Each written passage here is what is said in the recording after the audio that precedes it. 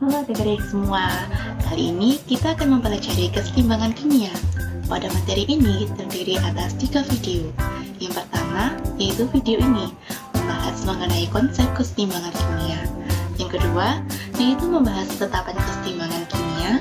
Dan yang ketiga, membahas mengenai faktor-faktor yang mempengaruhi keseimbangan. Sebelum lebih lanjut mempelajari keseimbangan kimia, kita akan mengulas sedikit nih mengenai materi yang telah adik-adik pelajari sebelumnya. Dalam mempelajari ilmu kimia, tentunya kita tidak asing dengan ini. Kira-kira ini apaan sih? Ya, ini adalah persamaan reaksi. Selain menggambarkan zat-zat yang terlibat dalam suatu reaksi, persamaan reaksi juga memberikan informasi pertama mengenai jumlah mol zat yang bereaksi, dituliskan di sebelah kiri atom atau kumpulan atom dan disebut sebagai koefisien.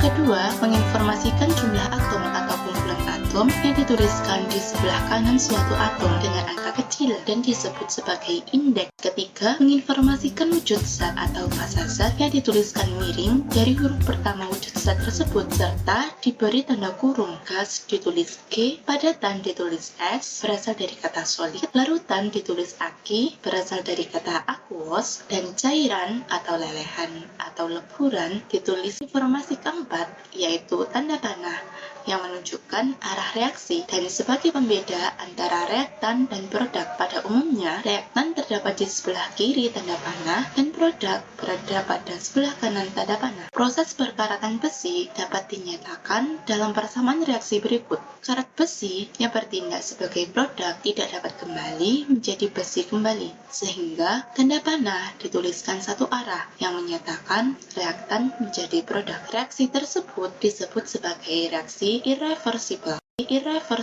atau reaksi yang tak dapat kembali. Agar mudah menghafalkannya, irreversible diawali dengan huruf I, di mana huruf I penulisannya mirip dengan angka 1. Irreversible, satu tanda panah, satu arah.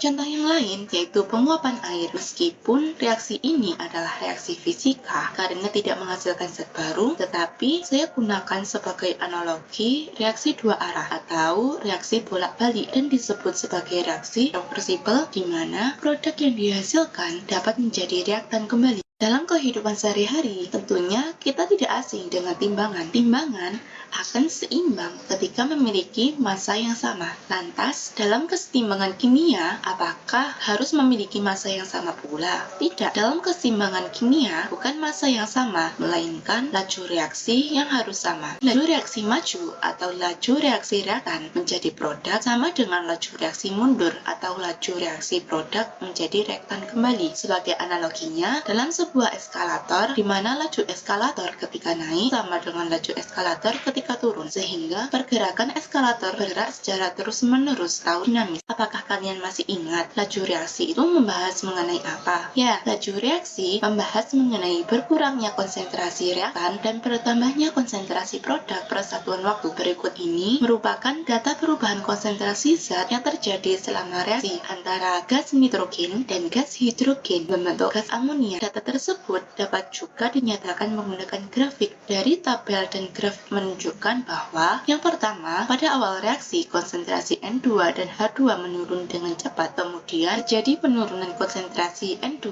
dan H2 dengan lambat sampai akhirnya tidak terjadi lagi perubahan konsentrasi N2 dan H2. Yang kedua, pada awal reaksi konsentrasi NH3 meningkat dengan cepat, kemudian terjadi kenaikan konsentrasi NH3 dengan lambat sampai akhirnya tidak terjadi lagi perubahan konsentrasi NH3. Yang ketiga, konsentrasi H2 menurun 3 kali lebih cepat dibandingkan penurunan konsentrasi N2. Hal ini dikarenakan setiap mol N2 yang bereaksi dibutuhkan 3 mol H2. Yang keempat, konsentrasi NH3 meningkat 2 kali lebih cepat dibandingkan penurunan konsentrasi N2 karena untuk setiap mol N2 yang bereaksi dihasilkan 2 mol NH3. Setelah reaksi berlangsung selama 10 satuan waktu atau lebih, konsentrasi N2, H2, dan NH3 adalah tetap.